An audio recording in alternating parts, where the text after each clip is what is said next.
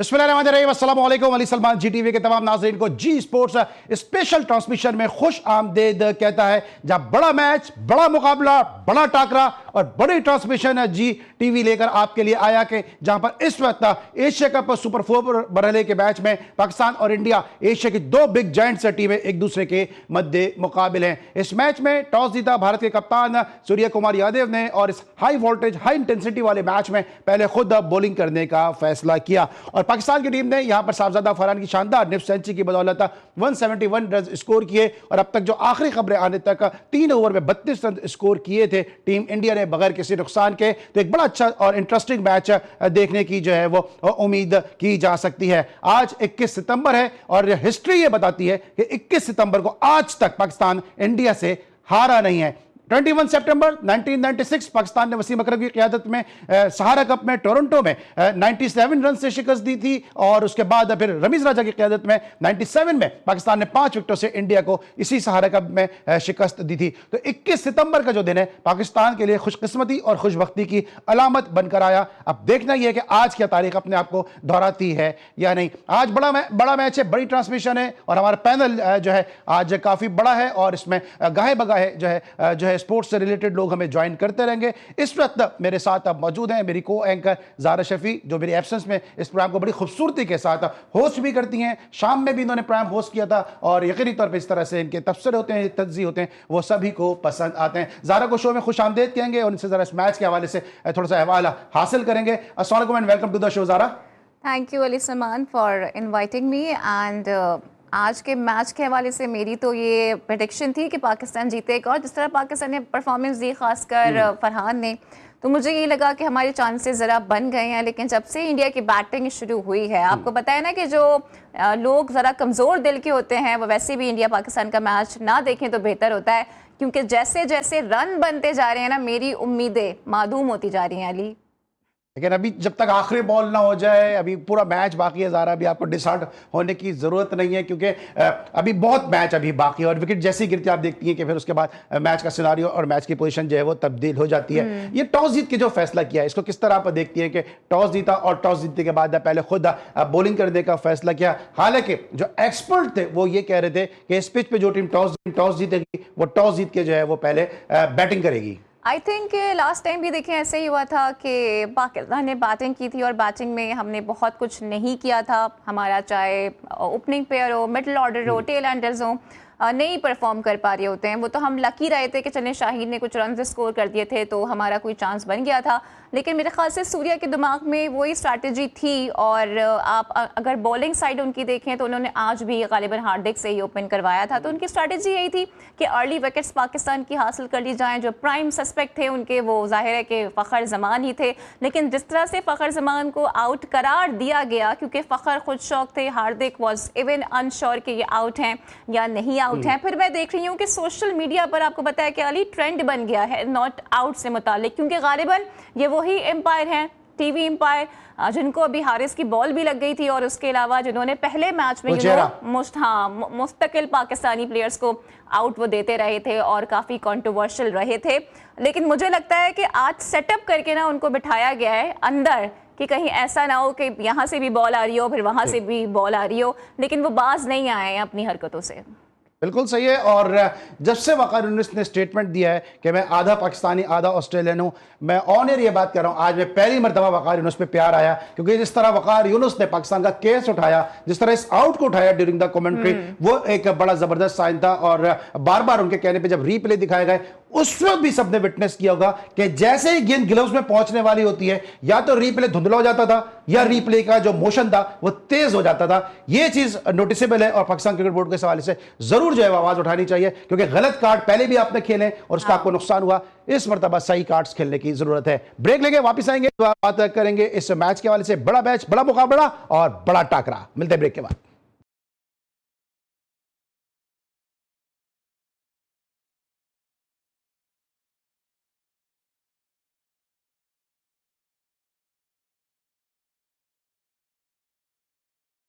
Welcome back after the break. और break पर जाने से पहले हम डिस्कस कर रहे थे पाकिस्तान है कि 171 रन्स को चेस करना है और टीम इंडिया बड़े ज़बरदस्त तरीके से इस चेस की जानिब गामजन है और दोनों ओपनर्स ने पावर प्ले में बड़ी ज़बरदस्त और एक्सप्लोसिव बैटिंग डिस्प्ले किया है, जिसके नतीजे में अब यह मैच बज़ाहिर वन साइडेड होता नजर आ रहा है। लेकिन क्रिकेट है और it's a very funny game के अनसर्टेनिटी इस गेम का असल खासा है और इसका एक ऐसा एलिमेंट है जिसको आप माइनस नहीं कर सकते हैं।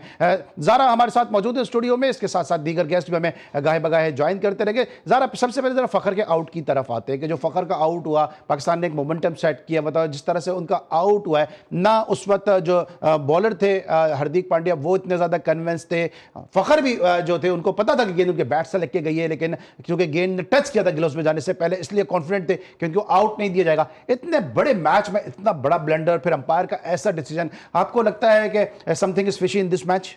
Everything is fishy in this match. और खाली फ़खर का आउट कंट्रोवर्शियल नहीं है, अगर आपने नोटिस किया हो तो यहाँ पे 2 आई थिंक वाइट बॉल्स थी या नो बॉल्स थी, अंपायर ने वो भी नहीं दी। अभी आपने देखा कि जब भारत खेल रहा है तो वाइट बॉल्स भी मिल रही हैं, नो बॉल्स भी मिल रही हैं, तो ये हमेशा से एक कंट्रोवर्शियलिटी रही है जो कि हम देखते आए हैं इंडिया पाकिस्तान मैचेस में। बल्कि जितने फॉर्मर क्रिकेटर्स हैं, इवन हफीज़ ने मैसेज किया है कि पाकिस्तान सिर्फ 11 प्लेयर्स के साथ नहीं खेल रहा, इसमें 3 एडिशनल प्लेयर्स भी शामिल हैं। बड़ा प्रीटी ऑब्वियस है वो किसकी तरफ इशारा कर रहे हैं। तो आई थिंक फ़खर से खौफ था कि फ़खर चल गए तो वन साइडेड जितवा देंगे पाकिस्तान को, तो इसलिए ये मिली भगत की गई और उसके बाद फ़खर को इस तरह से आउट दे दिया गया। फ़खर आपने देखा कि वो काफ़ी शौक थे, वो हंस भी रहे थे। फिर जब वो ड्रेसिंग रूम की तरफ गए तो उन्होंने माइक हैसन को जाके बताया कि भाई मैं आउट नहीं था।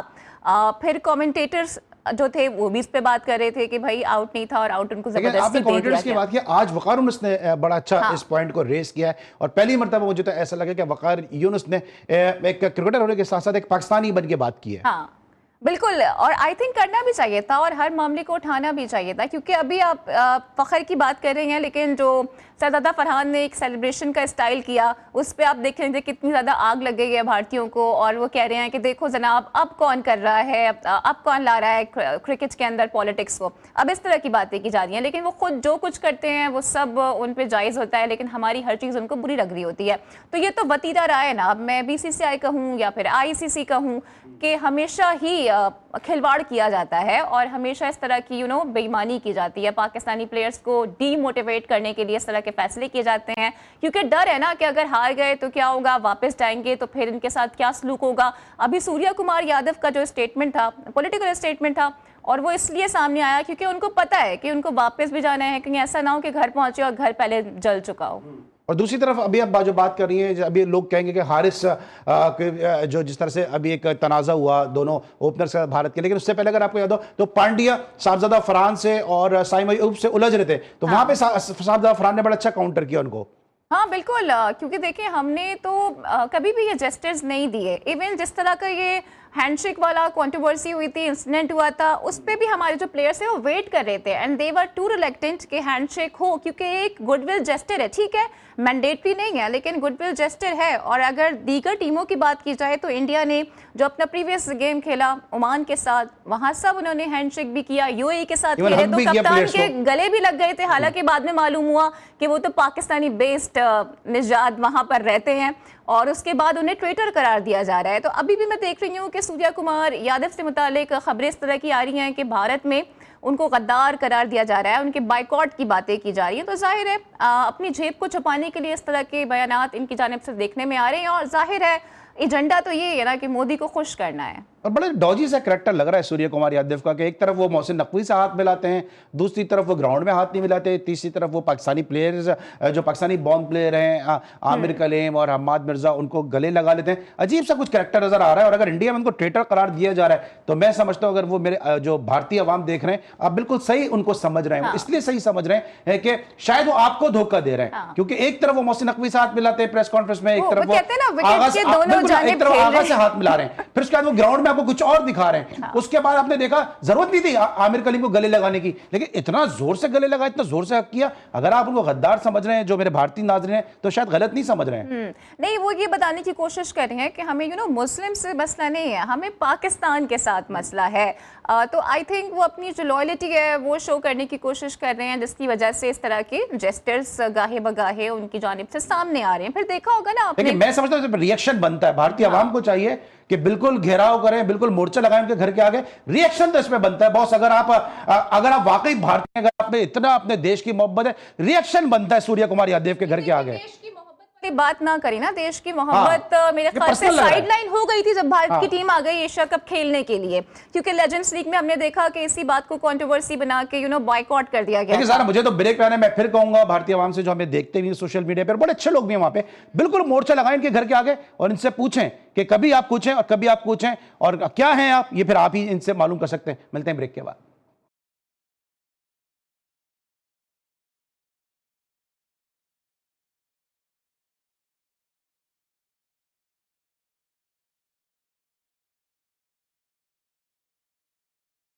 Welcome back after the break. और ब्रेक पर जाने से पहले हम टीम पाकिस्तान की परफॉर्मेंस को डिस्कस कर रहे थे। इस वक्त मैच की सूरत हाल यह है कि 172 रन करने इंडिया को इस मैच में कामयाबी के लिए 10 ओवर्स के इख्तिताम पर 105 रन इंडिया ने स्कोर किए बगैर किसी नुकसान के। मैच में गिरफ्त इंडिया की बड़ी मजबूत हो चुकी है, लेकिन तमाशाई जो है इस परफॉर्मेंस से पाकिस्तान की थोड़े से मायूस भी नजर आ रहे हैं। इस वक्त इस्लामाबाद से हमारे नुमाइंदे खुसूसी मुश्तबा हसन मौजूद हैं, उनसे हम जानेंगे कि तमाशाइयों के इस वक्त झुरमट में है। वहाँ पे एक बड़ी स्क्रीन भी लगाई गई है और तमाशाई ने इस मैच को देखने के पूरा इंतजाम किया हुआ था, लेकिन क्या इस वक्त वहाँ पे सिनेरियो है, क्या वहाँ पे हालात है, हम जानेंगे मुश्तबा से। अस्सलाम वालेकुम Mushtaba and welcome to the show.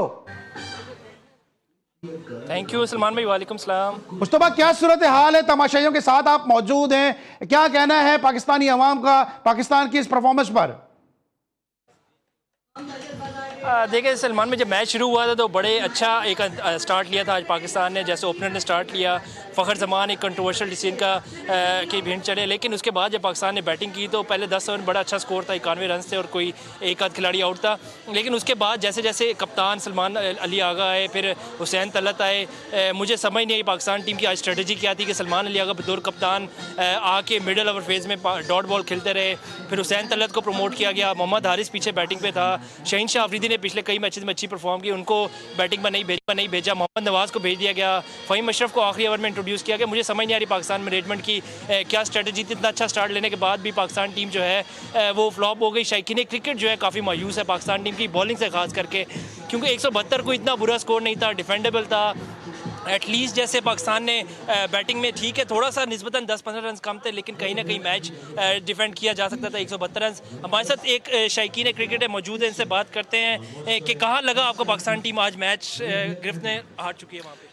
देखें, पाकिस्तान का जब भी भारत के साथ मैच होता है तो हम ये देखते हैं कि पाकिस्तान टीम शुरू से ही नफसियाती बर्तरी जो है वो इंडिया को हासिल होती है पाकिस्तान पर। आज पाकिस्तान ने बड़ा अच्छा स्टार्ट लिया, उसके बावजूद मैं ये नफसियाती बर्तरी की जहाँ तक मैं बात कर रहा हूँ, देखें आपका 90-92 स्कोर होता है, कोई खिलाड़ी आउट नहीं होता और एकदम आप प्रेशर लेते हैं, आप एक बार फिर जो है वो नफसियाती तौर पर कमज़ोर हो जाते हैं और आप पे इंडियन टीम जो हावी हो जाती है। इतना अच्छा आप स्कोर करते हैं, जब बॉलिंग की बारी आती है तो आप देखें कि आपके जो बॉलर्स हैं वो अपना हिसाब खो देते हैं और वो भी जो कमज़ोर हो जाते हैं और आप एक बार फिर से इंडियन टीम जो है वहाँ पे हावी हो जाती है। और अभी देखेंगे वो कितने एतमाद के साथ क्रिकेट खेल रहे हैं। सबसे बड़ी कमी ही हमारी टीम में एतमाद नहीं है। अगर आप एतमाद के साथ स्टार्ट लें तो वही एतमाद ही होता है जो टीम को आगे लेके जाता है। फिर आपने कप्तान साहब की बात की तो उन्होंने आज जो क्रिकेट खेली वो कहीं से भी नहीं लग रहा था कि वो टीम को लीड कर रहे हैं या कायदाना तौर पर क्रिकेट खेल रहे हैं। बिल्कुल हमें ना आज की टीम में कोई कैप्टनसी नजर आई, अंडर प्रेशर रही आपकी टीम जैसी अंडर प्रेशर रही सलमान भाई। इसके अलावा अगर पाकिस्तान टीम के कप्तान की जब बात हो रही है, बॉलिंग की बात करें तो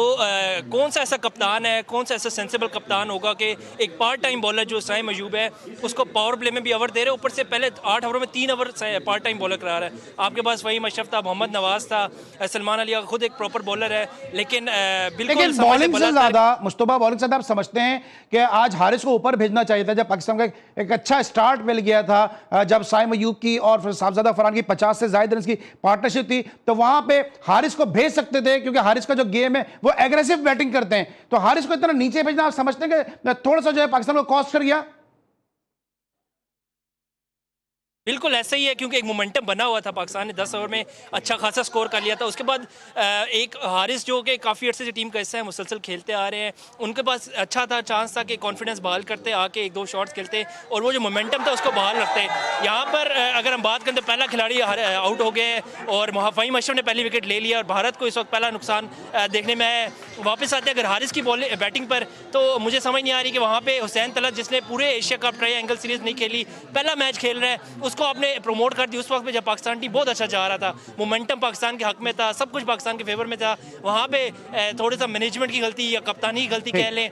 फिर बॉलिंग में अगर आए तो फिर साइम अयूब को ओवर दे देना, पार्ट टाइम बॉलर्स को फ़हीम अशरफ को पीछे रखना, मोहम्मद नवाज को छोड़ देना, थोड़ी सी मैनेजमेंट यहाँ पे गलती, मैनेजमेंट की कमजोरी है। Mustafa, thank you so much, हमारे साथ आप मौजूद थे। और अब जिस तरह मैंने पहले भी कहा कि बड़ा मैच, बड़ा मुकाबला, बड़ा टाकरा और बड़ा पैनल आज हमारे साथ मौजूद होगा। कमर रफ़ी साहब ने भी हमें ज्वाइन किया बिला किसी ताखिर। रफ़ी भाई से भी पूछते हैं। रफ़ी भाई, पाकिस्तान को एक अच्छा स्टार्ट भी मिल गया क्योंकि फ़खर का बड़ा कॉन्ट्रोवर्शियल डिसीजन था। पहले तो मैं इस पर आपका इनपुट लूंगा कि फ़खर के इस डिसीजन के हवाले से क्या कहेंगे, क्योंकि वहां से थोड़ा सा मैच खराब हुआ, लेकिन उसके बाद फिर जो है वो साइम की और जो साहबजादा फरहान की पार्टनरशिप लगी, उसने फिर मोमेंटम को सेट भी किया। देखिए अली, सबसे पहले फ़खर के इशू के ऊपर देखिए, इस तरह की चीज़ें हो जाती है थर्ड अंपायर से, कोई अनोखा डिसीजन नहीं था, मगर ये कि इसके सर पे बॉल मारी, ये बाहर गया, बाहर से भी इसकी उंगली खड़ी हो गई, ये एक सवाल है अंपायर के ऊपर। बहरहाल ये तो ACC इसको देखेगा इन तमाम मामला को। मगर फ़खर पे कह देना कि उसका जो था वो आउट होने के बाद पाकिस्तान ने रन्स नहीं किया, मेरे ख्याल में फ़खर की जो जॉब थी वो उसने कर ली थी पूरी। आगे आपने रन्स कम बनाए ना यार, आपको मतलब जिस अंदाज से पाकिस्तान ने स्टार्ट किया था 10 रन ओवर के हिसाब से, आप कम से कम आप 190 195 होनी चाहिए थे। अभी की सूरत हाल मत देखें कि यार यहाँ पर इस वक्त इंडिया ने आपके साथ क्या कर दिया है, मगर ये कि उस वक्त जो रन्स बनाने थे, जो आपने अभी आपके नुमाइंदे कॉरेस्पॉन्डेंट्स कह रहे थे कि यार आपने जहां हारिस को भेजना था, पहले तो आपने हारिस को ऊपर खिला दिया था, आज हुसैन तलत को अगर आपने खिलाया था तो उसका मतलब ये कि कोई लॉटरी निकली थी उसकी, आज उसको सलमान के ऊपर भी आपने रखना था। तो ये वाली चीजें जो है ना अली, कहीं ना कहीं आप ये थोड़ी सी देखने वाली, और इसी की वजह से यहाँ पर आपको एक तो रन्स कम मिले, फिर दूसरा आपको पता है कि यार यहाँ थोड़ा बहुत ड्यू होगा, और डेफिनेटली इंडिया की इतनी बड़ी बैटिंग लाइन है कि उसके अंदर आप क्या सोच सकते हैं। अभी ये दोनों अगर ना भी होते, अगर क्या ना अभिषेक शर्मा और ये शुभमन गिल, तो इसके बाद भी इनके पास बहुत सारे खिलाड़ी हैं भाई, नीचे तक आते आते 9 नंबर तक तो इनकी बल्लेबाजी आती है, सिवाय वरुण चक्रवर्ती और जसप्रीत बुमराह के, शायद वो भी कुछ थोड़े बहुत रन कर जाते हो। तो आपको कम से कम अपनी अपोजिशन देखकर रन पेट भर के बनाने थे,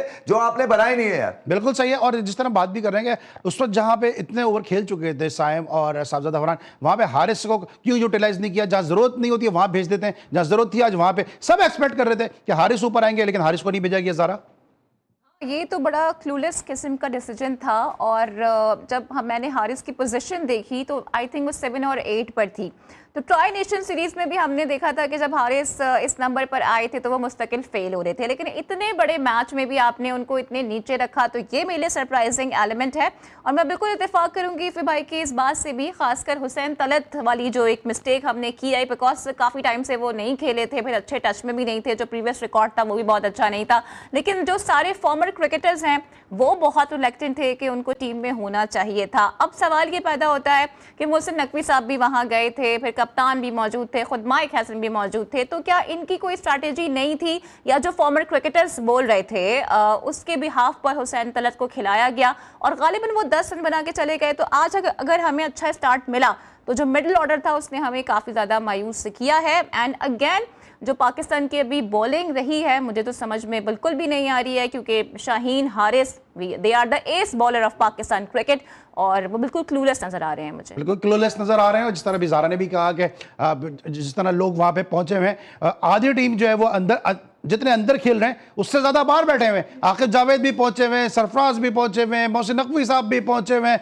सलमान नसीर भी वहां पे पहुंचे हुए हैं। तो भाई एक टीम तो बाहर बैठी हुई है और एक टीम अंदर खेल रही है, लेकिन आकिब ने तो कहा था कि पाकिस्तान इंडिया को हरा देगा। ये दूसरा मैच है जो हम स्ट्रगल कर रहे हैं। यार मेरे ख्याल में आकिब भाई जो ख्वाब देख रहे हैं वो ख्वाब इस टीम से तो पूरे होते हुए नजर नहीं आ रहे हैं, मतलब इस पे तो दुआएं भी बेकार जा रही है। मैं ये कह रहा हूं कि यार देखिए अली, मामला जो थे ना वो सिर्फ इतने से थे कि आपने रन्स मारने थे यहाँ पर, जहां पर आप फेल हो चुके हैं। मतलब इसके अंदर इस मैच में आपने इंडिया की इस बॉलिंग पे जब 170 मारने की आपके पास ताकत है, अबे तो 200 क्यों नहीं थे तुम्हारे पास?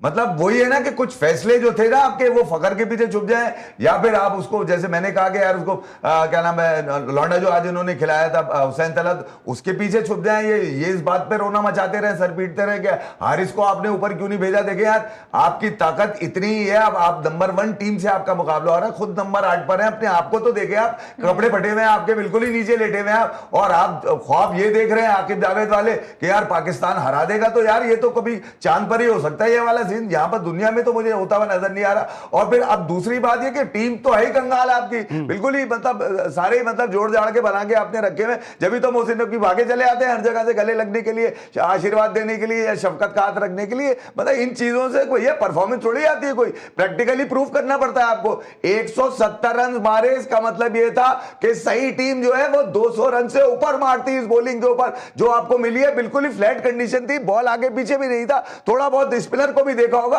कुलदीप यादव को वो रिवर्स मार रहे, तुम्हारी ऐसी की तैसी मारू हुसैन तलत। अबे तुम्हें पता भी है कुलदीप यादव है वो, तुम फरहान थोड़ी हो के छक्का मार दोगे उसको आगे निकल के।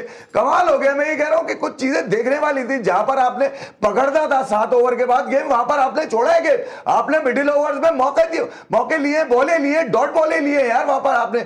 तो ये वाले जो फैसले थे ना, वही कॉस्ट करके जा रहे पाकिस्तान को, और कोई चीज है इसके अंदर। बिल्कुल ठीक है, मुझे ब्रेक पे भी जाना है, लेकिन ब्रेक पे आने से पहले ज़रा जो स्लॉपी फील्डिंग हुई है, इसने भी पाकिस्तान को 171 तक पहुंचने में मदद दी है, वरना तो 0 पे ही कैच हो जाता साहबजादा फरहान का। हाँ एब्सोल्युटली, ये भी है, लेकिन आप ये देखें ना कि भारत को यहाँ पे क्रेडिट जाता है कि इस फील्डिंग के बावजूद भी बैटिंग उन्होंने कितनी तगड़ी की है, और 172 रन का वो कितने फेयरलेसली जवाब दे रहे हैं। और अभिषेक शर्मा की मैं जितनी तारीफ करूं कम है, क्योंकि देखें पाकिस्तान इंडिया के मैचेस बड़े कम होते हैं, कोई बायलैटरल सीरीज हमारी नहीं होती है, आईसीसी इवेंट्स में ही आमना सामना होता है। बहुत से इंडियन प्लेयर्स पाकिस्तानी बॉलर्स को नहीं खेले हुए, लेकिन उसके बावजूद भी वो बहुत अच्छा टैकल कर रहे हैं।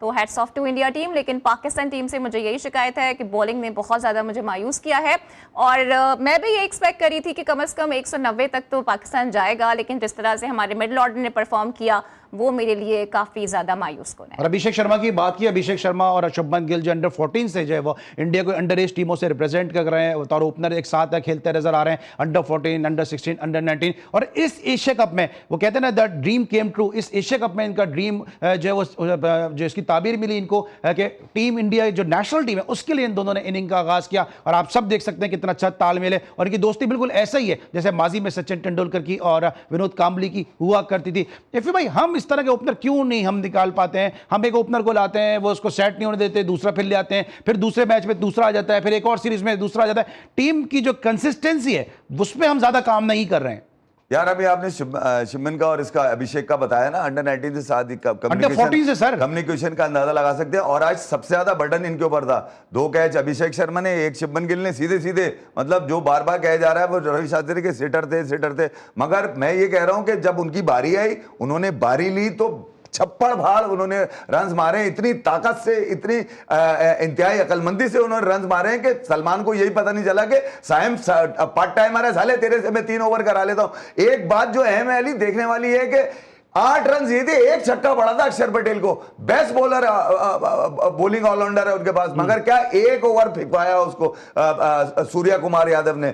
2-3 ओवर वो फिकवा सकता है, शिवम दुबे भले पिटाए शिवम दुबे, मगर उसी से विकेटें उससे निकाल के दी। तो मैं ये कह रहा हूं कप्तान भी तो थोड़ा सा इतना सीना चौड़ा करके प्राउड होना चाहिए, उसको पता हो कि पिट रहे हैं यार मेरे मीडियम पेसर, पांड्या को भी मारा गया, बुमराह को भी मारा गया, शिवम दुबे भी पिटा, मगर विकेटें वो आपको लेके चला गया। इतने रन नहीं मार पाए आप उनको जितने आप अक्षर को मान लेते। तो यहां पर कुछ चालाकियां करनी थी, यहां पर आपने कम से कम अबे खुद करा लेते ओवर यार। साइम को क्यों डाला? मैंने पहले ही कहा था कि साइम किसी दिन तुम्हें बॉलिंग में इतनी लानत पड़वा देगा तुम्हें पता ही नहीं चलेगा। अबे पार्ट टाइमर है, उसको तुमने एक तो ऊपर से नीचे किया क्यों?